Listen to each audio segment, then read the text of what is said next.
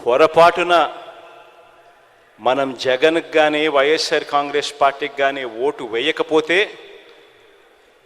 పొరపాటున కూడా అది జరిగింది అని అంటే మన అంతటా మనమే మళ్ళీ వాలంటీర్ల వ్యవస్థ మాకొద్దు, జన్మభూమి కమిటీలు కావాలి అని చెప్పి మనమే సంతకం పెట్టినట్టే.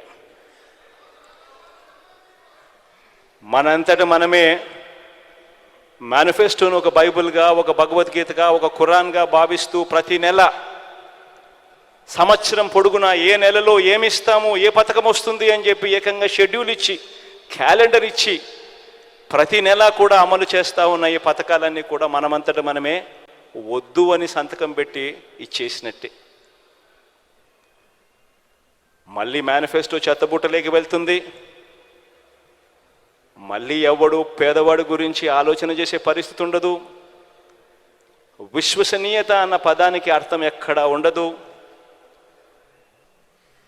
మళ్ళీ పేదవాడు బతుకు చిన్న భిన్నమే అన్న సంకేతం ప్రతి పేదవాడి ఇంట్లోనూ వెళ్ళాలి.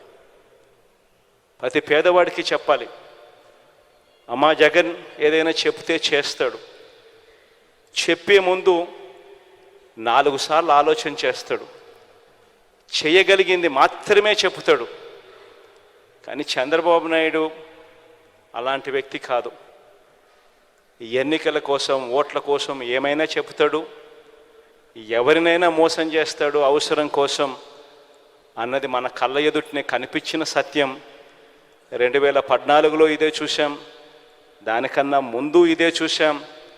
ఇవాళ తాను కేజీ బంగారం ఇస్తానని చెప్తున్నాడు, ప్రతి ఇంటికి బెంజ్ కారు కొనిస్తానంటున్నాడు.